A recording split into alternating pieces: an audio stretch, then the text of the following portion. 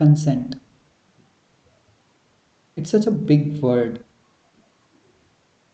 but in the rooted societies like India, this word has very little meaning, or sometimes it has no meaning at all. We take so many things for granted. Like we as a society, we are used to take things like granted, a mother's love, a father's care, a partner's love. We think like we own these things and we deserve these things and we kind of take all these things for granted without even thinking okay, there is something called consent which is needed here, that person, that opposite person, he or she actually wants to care for me, he or she actually willing to do some certain extra or certain nice or special things for us, and that's why he or she is doing that. Disregarding all these things, it basically it's one of the reason that we don't understand this meaning of consent. And nowadays where we, the young generation, we are becoming the parents as well, and we actually experiment so many new things in parenting, we also need to inculcate the meaning of this consent among our children. Okay, this is consent and this is important, and the consent you should always respect, and the consent you should need or you must give before being involved in any kind of act. Hi everyone, welcome to my channel. My name is Chandrabhal Tiwari Om. All of you must be knowing me. I teach history on Unacademy platform. This is the very first offbeat video which I am presenting in front of you guys. In this video, in the very first offbeat video on my channel, I'm gonna do a short tribute today to a very strong lady, Rukma Bai Rawat, who stood for her right some more than 100 years back. She actually made all the towering figures of her time. She made all of them to understand the meaning of consent. She actually like made this whole word consent the word of the year, or the word of the years actually in India, because she fought for her right to consent, and she was ready to go to any extent in order to protect her right. Let's talk about Rukmabai Rawat. She, the figure you are seeing here, this towering personality, this very bold and very confident woman which you are seeing in this pic, she is Rukmabai Rawat. Born in a Maharashtrian family on 22nd November 1864, she lost her father when she was just 2 years old. Sometime later, her mother, she remarried because the caste she belonged to, it was a carpenter caste, and widow remarriage, it was allowed in that caste. So her mother remarried to one Dr. Sakharam Arjun. Dr. Sakharam Arjun, he was a physician and he was also a social activist. When Rukmabai, she was just 11 years old, she was married to one of the cousins of Dr. Sakharam Arjun, Dadaji Bhikaji. Dadaji Bhikaji at that time, he was 20 years old. Okay, when Rukmabai, she turned 13, she got her periods. So according to Hindu custom, according to the customary act, she needed to involve in the Garbhadan activity. And in this Garbhadan activity, she needed to consummate her marriage. Because her stepfather, he was a physician, he was a social servant as well, he was a social activist. He disregarded this whole practice and he said that Rukmabai is not ready yet and I'm not going to allow this practice. He in fact asked Dadaji to come and live as a Ghar Jamai, and he even was ready to sponsor his education as well. Dadaji Bhikaji, he didn't agree to that. Sometime later, the mother of Dadaji Bhikaji, she died. When the mother of Dadaji Bhikaji died, against all the advice, he went to live with his maternal uncle. While living in the house of his maternal uncle, Dadaji Bikaji, he became a bit wayward, and he had gathered a lot of debt actually.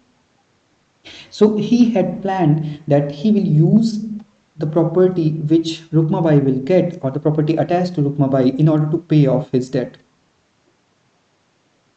But the problem was that the stepfather of Rukmabai, Dr. Sakaram Arjun, he was not ready to send his daughter with Dadaji Bikaji. So what happened? In March 1884, Dadaji Bikaji, he sent a legal notice to Sakaram. In that legal notice, he demanded the restitution of conjugal rights.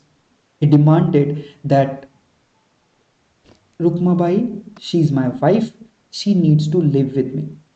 Anyway, this case, it was up for hearing in 1885. This was a marvelous case. This was a monumental case in the Indian history, in Indian legal history, in Indian women history. The case was known as Dadaji versus Rukmabai case, 1885. The judge who was listening to this case, the name of that judge was Justice Robert Hill Pinhe. Justice Robert Hill Pinhe, though he went through all the code of conduct, he went through English laws, he went through Hindu laws, and he said that Hindu customary law, they don't talk about such issues, but English law, they are based on consent, and Rukmabai, she had been wedded, or she had been married in helpless infancy, so he cannot compel her to go and live with a husband.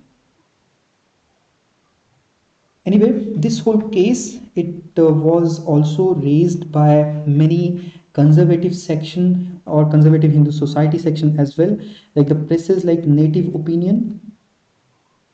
They were up in arms here.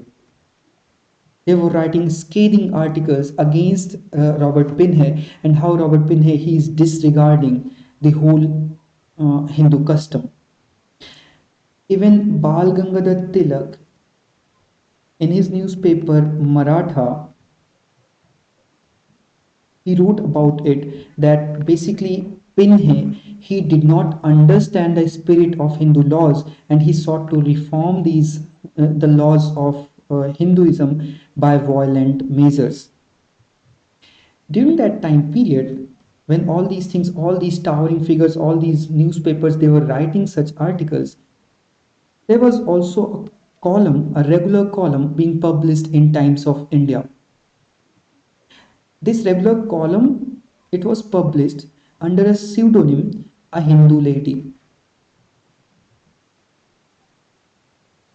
So A Hindu Lady, she was writing some scathing articles in Times of India, fighting for the right of Rukmabai, fighting for the right of a girl who can decide whether she wants to live with her husband who has been wedded to her when she was just a child. Later on, it was found out that this pseudonym which was used, A Hindu Lady, pseudonym, I hope everyone knows, pseudonym like a pen name. So this A Hindu Lady, it was basically used by Rukmabai herself. She was the one who was using this thing. Anyway, this case, when it actually got the traction of so many towering personalities of that time period, it came for rehearing in 1887. This time, the judge was Justice Farren.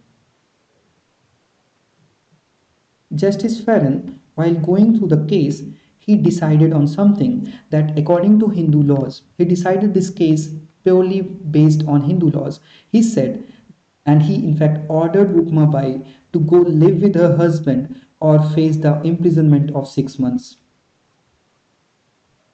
Rukmabai gave a written reply.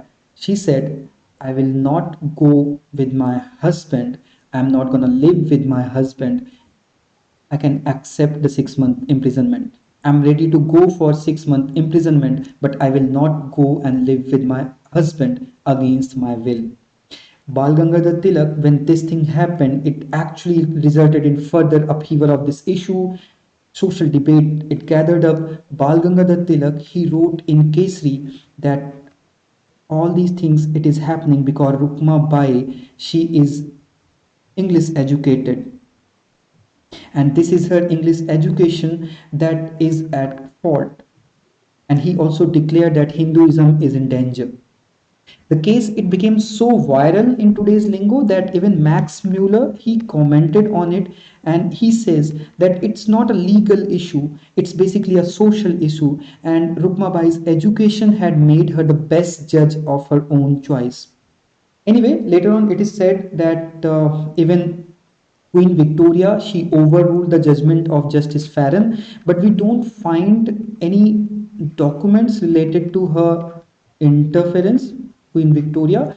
But okay, the marriage was dissolved later on, and Dadaji Bikaji, he was paid 2,000 rupees, and then he got remarried in 1889. But this was one act, or this was the case, and this was a defying position which was taken up by Rukmabai with the help of her stepfather, which actually resulted in a very marvelous change in Indian society.